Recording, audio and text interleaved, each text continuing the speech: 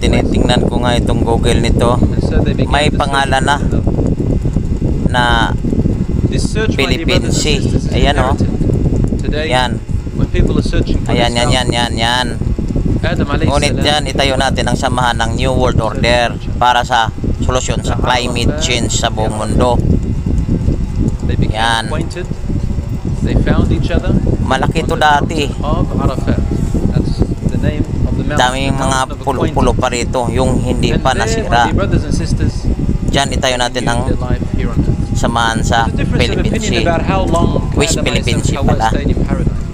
Yan. Yan o. Ito yun.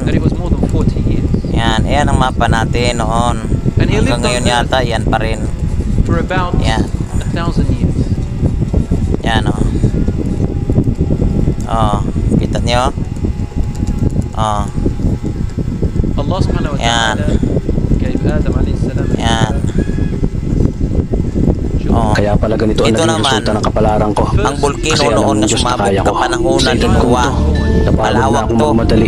Kaya lahat ng ginagawa ko ngayon, ini-enjoy ko na lang. Siguro sa dami kaya ng delikado itong panahon na yun.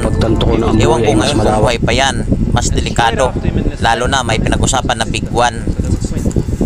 Yan. Sa Big One kung buhay pa yan. Delikado, di ba?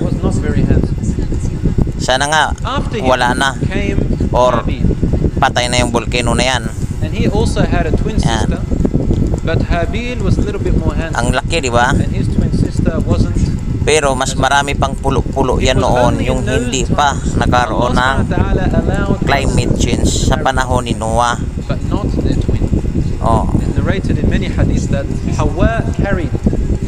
Kaya nga 30% na lang ang lupain sa buong mundo dahil daming nawasak. 70% naman ang lahat ng katubigan. Kita nyo? May bago ng mapa. 7,110 ang ating island noong mga panahon. Ewan ko ngayon.